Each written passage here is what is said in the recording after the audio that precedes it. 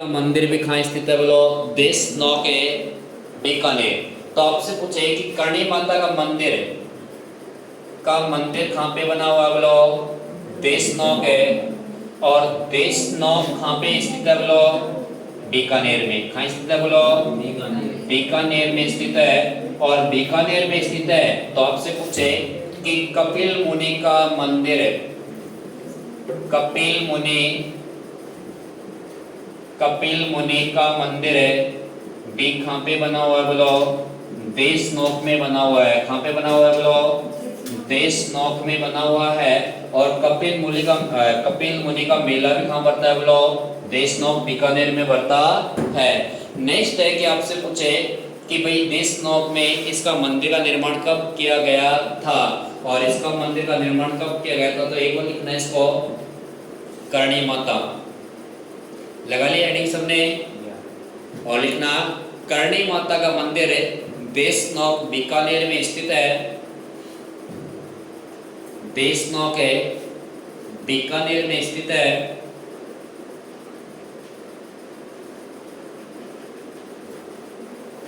Next अगला लिखना, note लिखना, कपिल मुनि का मेला और मंदिर, कपिल मुनि का मेला व मंदिर देश नौक बीकानेर में है। देश नौक बीकानेर में है। लिख लिया। नेक्स्ट आपसे पूछे कि करणी माता का जन्म, और करणी माता का जन्म है कब हुआ था? 1144 विक्रम संवत है।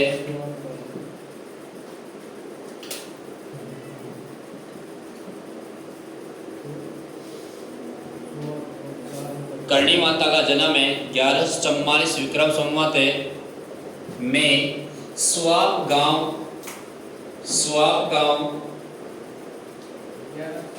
1144 है विक्रम संवत है। स्वाप गांव का नाम पूछे तो स्वाप गांव। और ये गांव कहाँ पड़ता है बोलो? फलोदी। अब फलोदी कहाँ स्थित है बोलो? जोधपुर में। इसका जन्म कहाँ हुआ था करणी माता का बोलो? स्वाप गांव में हुआ था। स्वाप गांव कहाँ पड़ता है? फलोदी। और फलोदी में भी है तो ये जोधपुर में पड़ता है। फलोदी वर्तमान में नया जिला है। और फलोदी नया जिला है जो अंतरराष्ट्रीय लाइन से भी टच करता है। और उस लाइन का क्या नाम है? रेड क्लिफ रेखा। और रेड क्लिफ रेखा से लगता है नवीनतम जिला है फलोदी, ध्यान रखना। तो आपसे पूछे कि करणी माता का जन्म कौन से गांव में हुआ था? स्वाप गांव में हुआ था। और स्वाप गांव कौन से गांव जिले में पड़ता है? फलोदी जिले में पड़ता है। कब हुआ था इसका जन्म? है 1144 विक्रम संवत में इसका जन्म हुआ था। नेक्स्ट अगला डाल लिखना, करणी माता के पिताजी का नाम मेहाजी केनिया। पिताजी का नाम पूछे तो क्या नाम है? मेहाजी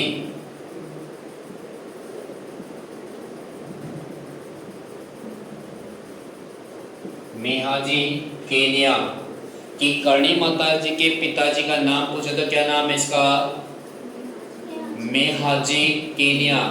नेक्स्ट अगला इसी के नीचे लिख देंगे। ये कदापि नहीं पूछेगा ये क्वेश्चन, फिर भी मैं आपको लिखवा देता हूँ, बेसिक डेवलपमेंट होने पर आपकी नॉलेज है।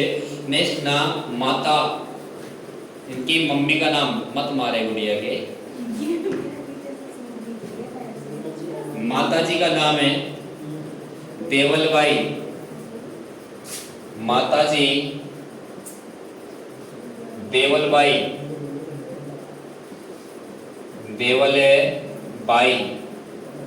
नेक्स्ट नाम पति,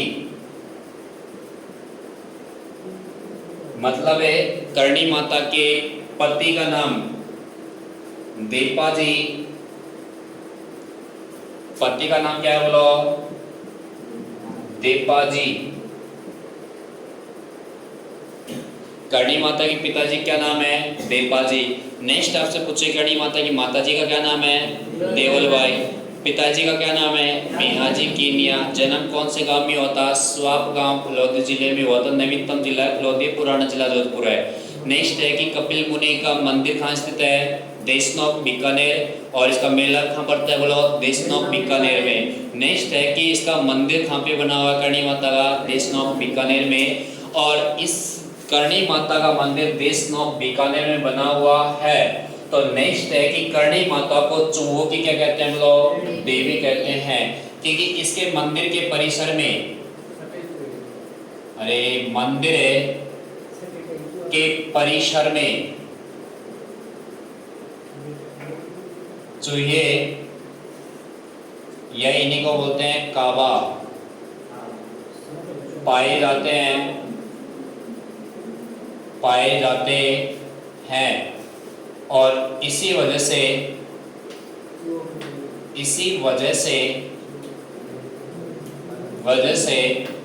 इसे क्या कहते हैं बोलो? चूहों की देवी कहते हैं। इसी वजह से चूहों की देवी कहते हैं। तो अगला स्टेप डाले ना, करणी माता के मंदिर के परिसर में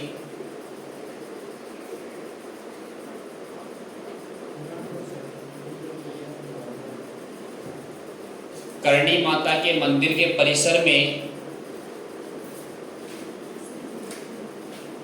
चूहे या काबा पाए जाते हैं।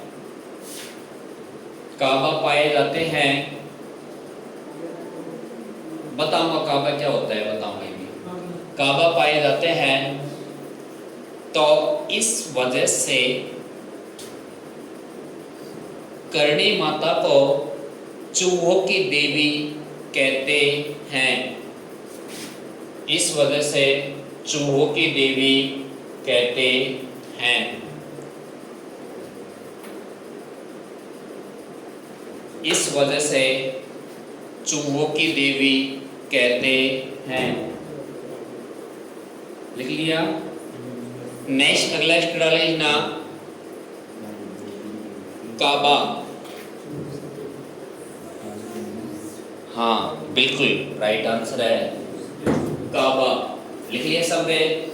काबा के आगे बराबर चल लगा लिखना। सफेद रंग के चूहों को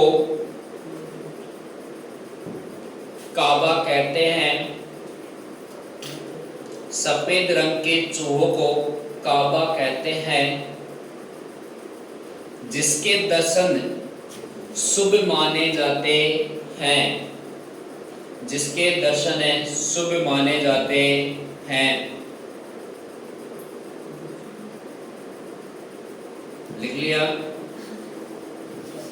कि इसे क्या कहते हैं बोलो? सफेद चूहों क्या कहते हैं? काबा कहते हैं। और काबा का दर्शन हो जाते हैं तो ऐसे मानते हैं कि पवित्र हो गए और शुभ माने जाते हैं। जैसे कि दीपावली के दिन बिल्ली के दर्शन होना क्या मानते हैं? शुभ मानते हैं और शुभ मानते हैं। तो इसी वजह से करणी माता के मंदिर के परिसर में सफेद चूहा किसी ने देख लिया तो वो क्या समझता अपने आप को? शुभ और सुदर्शन है। मतलब ऐसा है कि मैं पवित्र हो गया ऐसे मानते हैं, शुभ मानते हैं उसको दर्शन, मतलब अमर हो गया ऐसे समझते हैं। तो सफेद चूहों को क्या कहते हैं? करणी माता के मंदिर वाले सफेद चूहों को काबा कहते हैं। और काबा कहते हैं तो आपसे पूछे कि काबा की देवी किसे कहते हैं? करणी माता को। चूहों की देवी भी किसे कहते हैं? करणी माता को कहते हैं। तो अगला स्टार डालिए नाम, करणी माता के उपनाम।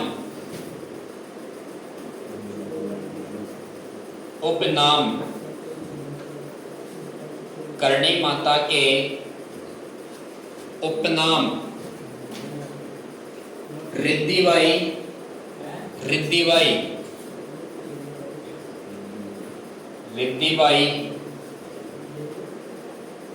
अगला लिखना रिद्दूबाई,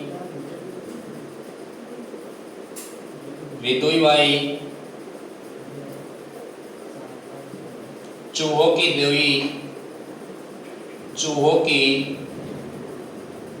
देवी, काबाओं की देवी, काबा की देवी नेक्स्ट है, अगला नाम लिखना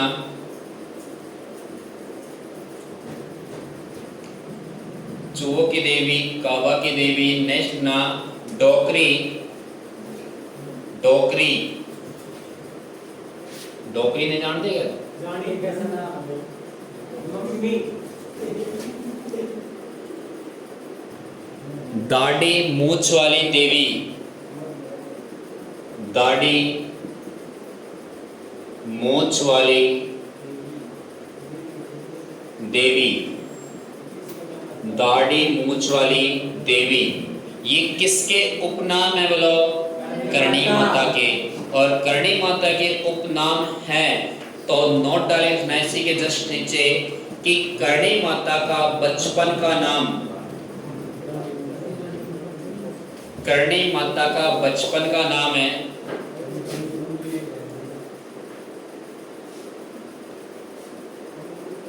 बचपन का नाम है रिद्धिबाई या रिदुईबाई।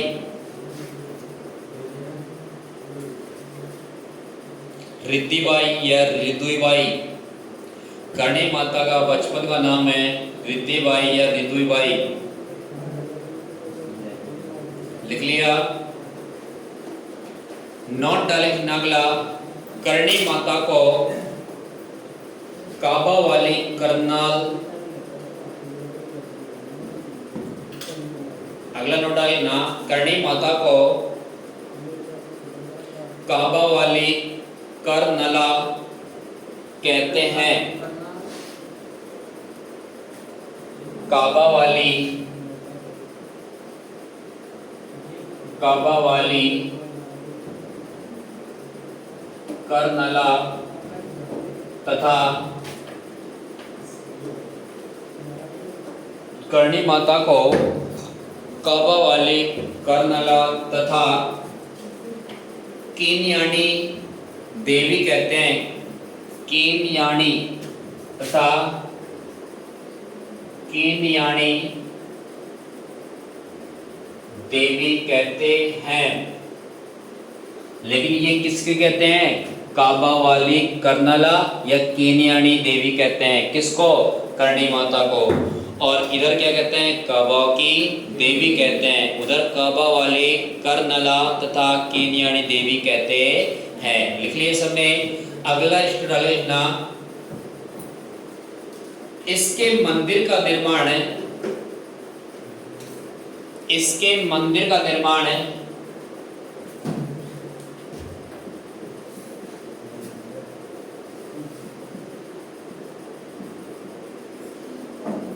इसके मंदिर का निर्माण है राव बीका,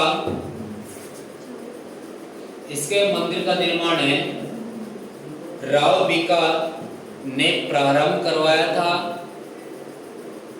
राव बीका ने प्रारंभ करवाया था, जिसके दरवाजे, जिसके दरवाजे, दरवाजों का निर्माण है करण सिंह ने करवाया। जिसके दरवाजों का निर्माण है करण सिंह ने करवाया तथा इस मंदिर का पूर्ण निर्माण है सूरत सिंह ने करवाया। पूर्ण निर्माण है सूरत सिंह ने करवाया। हाँ, सूरत सिंह ने करवाया। और पेंटिंग या मॉडलाइजेशन, पेंटिंग है या मॉडलाइजेशन है गंगा सिंह ने करवाया। किसने करवाया था बोलो? पेंटिंग है गंगा सिंह ने करवाया था। अब देखो कि आपसे पूछे इसका मंदिर का निर्माण में कितने का योगदान है, कितने व्यक्तियों का योगदान है बोलो? कितने व्यक्तियों का योगदान है बोलो? 4 व्यक्तियों का योगदान है। कितने व्यक्तियों का? 4 व्यक्तियों का। निर्माण प्रारंभ किसने करवाया था बोलो? प्रारंभ किसने करवाया था? राव बीकाजा, और राव बीकाजी ने करवाया था। तो ये तो प्रारंभ किया था, लेकिन इसका पूरा निर्माण किसने करवाया था? पूर्ण निर्माण किसने करवाया था? सूरत सिंह ने करवाया था। नेक्स्ट इसके दरवाजों का निर्माण किसने करवाया था? दरवाजा का निर्माण किसने करवाया था? करण सिंह ने करवाया था। किसने करवाया था बोलो? करण सिंह ने करवाया था।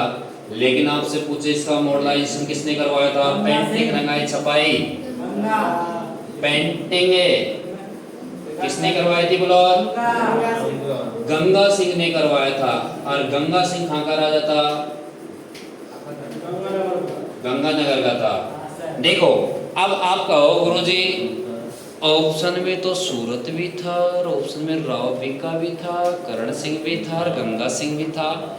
तो भाई इसको समझ लो, अभी समझ लो इसके।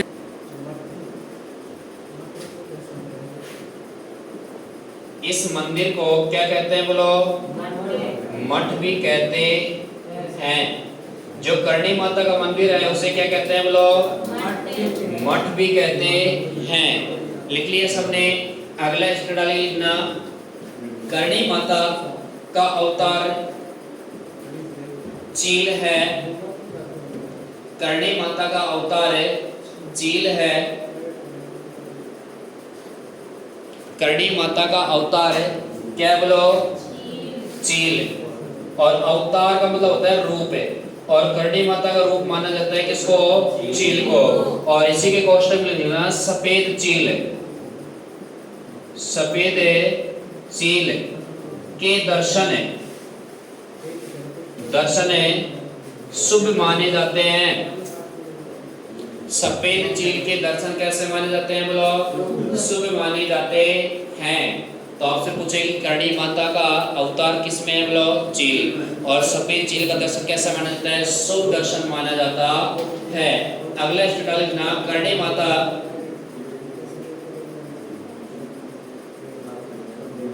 माता के मंदिर में, करणी माता के मंदिर में, करणी माता के मंदिर में सावन भादव, करणी माता के मंदिर में सावन भादव दो कढ़ाई रखी हुई है। सावन भादव दो कढ़ाई रखी हुई हैं। सावन भादव दो कढ़ाई रखी हुई हैं। वो कौन से मंदिर में रखे हुए हैं बोलो? कौन से मंदिर में? करणी माता के मंदिर में। और करणी माता के मंदिर में दो कढ़ाई रखी हुई है, एक तो सावन नाम की, दूसरी भादव नाम की। और वो कढ़ाई भी कहाँ रखी है? करणी माता के मंदिर देशनोक में रखी हुई है। और करणी माता देशनोक में रखी हुई है। तो एक बार इसका रिवीजन कर लो, फिर मैं एक छोटे छोटे पॉइंट है मैं लिखवा दूंगा ना। देखो करणी माता का मंदिर कहाँ स्थित है बोलो? अरे कहाँ स्थित है? देशनोक है, बीकानेर में है। नेक्स्ट है कि आपसे पूछे कि कपिल मुनि का मंदिर है भी कहाँ स्थित है बोलो? देशनोक बीकानेर में। और कपिल मुनि का मेला भी कहाँ बढ़ता है बोलो? देशनोक बीकानेर में बढ़ता है। नेक्स्ट है इस माता जी का जन्म कब हुआ था बोलो? 1144 विक्रम संवत में हुआ था। कौन से गांव में हुआ था बोलो? सुवाब गांव, फलोदी तहसील और जोधपुर जिले में इसका क्या हुआ था? जन्म हुआ था। नेक्स्ट इनके पिताजी का क्या नाम है बोलो? मियाजी कीनिया था। क्या नाम है बोलो? मियाजी कीनिया। नेक्स्ट है माता जी का क्या नाम है बोलो? देवल बाई है। नेक्स्ट इनके पति जी का क्या नाम है बोलो? दीपाजी नाम है।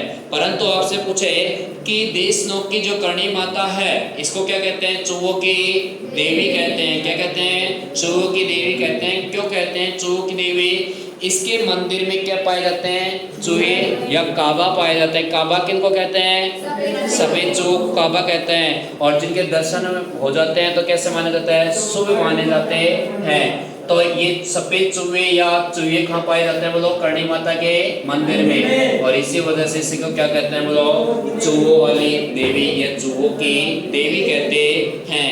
नेक्स्ट है कि इस करणी माता को क्या कहते हैं? काबा वाली, कर्नला और या केन्यानी देवी भी कहते हैं। किस माता को कहते हैं बोलो? करणी माता को। क्या कहते हैं? काबा वाली, कर्नला तथा केन्यानी देवी भी कहते हैं। किसको कहते हैं? करणी माता को। नेक्स्ट है कि इसके परिसर में क्या घूमते हैं बोलो?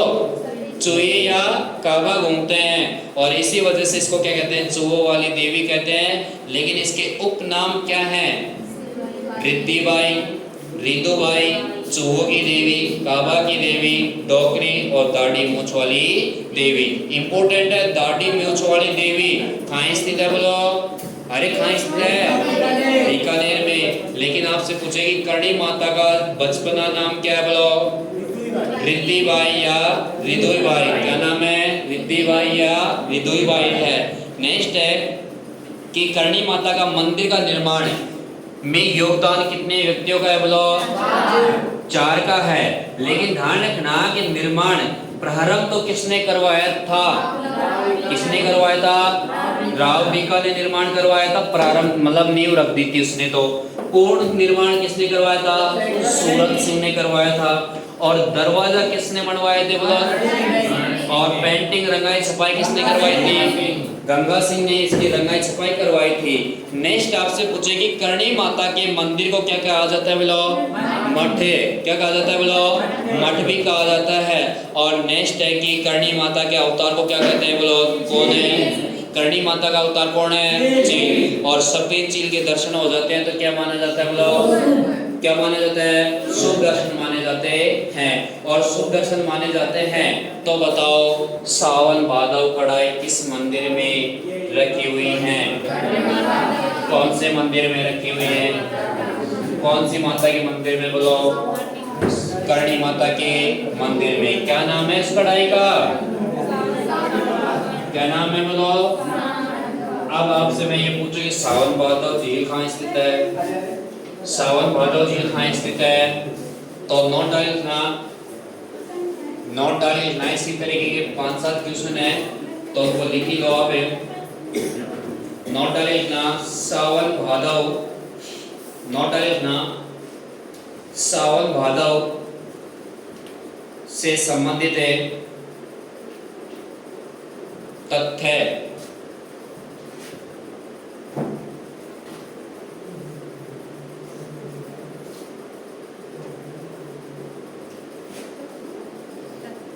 से संबंधित है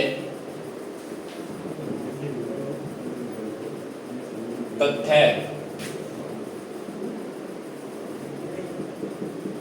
लिख लो भाई। 1 नंबर लिखना, 1 नंबर लिखना। देखो अपन ने एक तो लिख ही लिया, सावन भादव कढ़ाई कहाँ स्थित है? 2 कढ़ाई कहाँ रखी हुई है? करणी माता के मंदिर में। अगला लिखना सावन भादव झील, सावन भादव झील।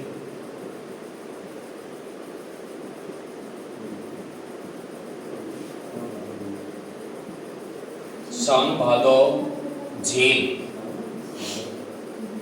सावन भादव झील। अचलगढ़ है सिरोही, अचलगढ़ है सिरोही।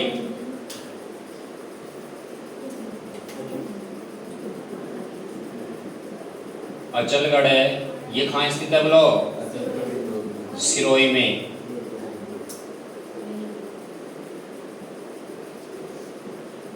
कौन सी झील स्थित है? सावन भादव झील। अगली लिखना 2 नंबर पे डाल लिखना सावन भादव उद्यान, सावन भादव उद्यान।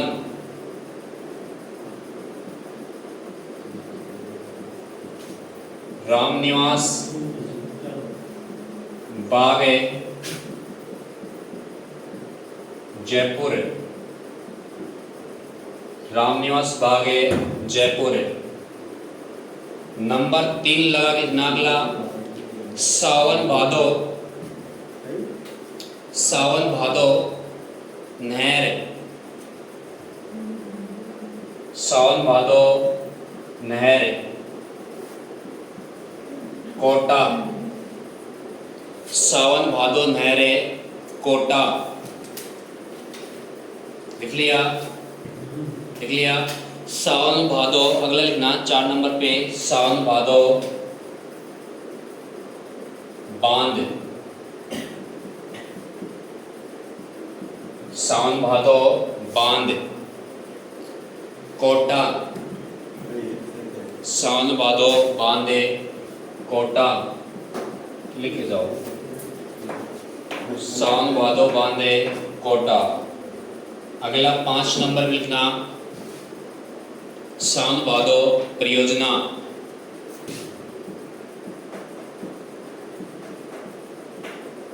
सावन भादो परियोजना कोटा, सावन भादो परियोजना कोटा, लिख लिया। नेक्स्ट लिखना सावन भादो, अगला 6 नंबर पर डाले लिखना सावन भादो महल,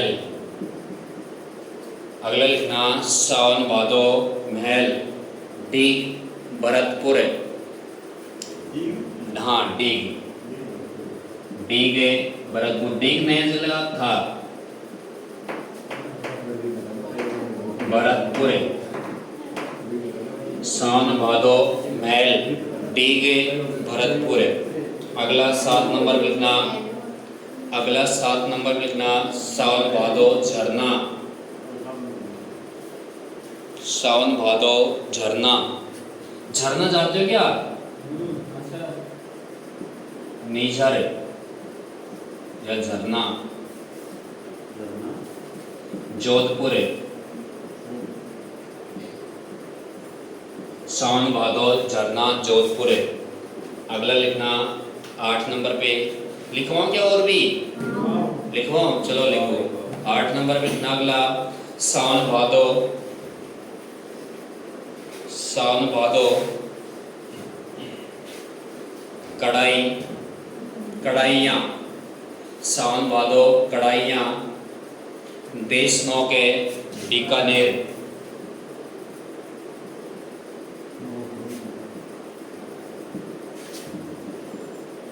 देश नौ के बीकानेर, बीकानेर। इम्पोर्टेंट है, ध्यान रखना पूरे पूरे, क्या है बोलो? इम्पोर्टेंट है। और इम्पोर्टेंट है तो आपसे पूछ लेगा, डायरेक्ट पूछेगा वो कि बताओ सावन भादो कढ़ाई खाएं, सावन भादो नहर खाएं, सावन भादो झील खाएं। देखो आपसे पूछे कि सावन भादो झील खाएं स्थित है बोलो अचलगढ़ है, सिरोही में है। और आपसे पूछे कि सावन भादो उद्यान खाएं, रामनिवास बाग जयपुर। आपसे पूछे सावन भादो नहर खाएं बोलो कोटा, नदी खाएं बोलो, बांध खाएं बोलो, और परियोजना भी खाएं बोलो।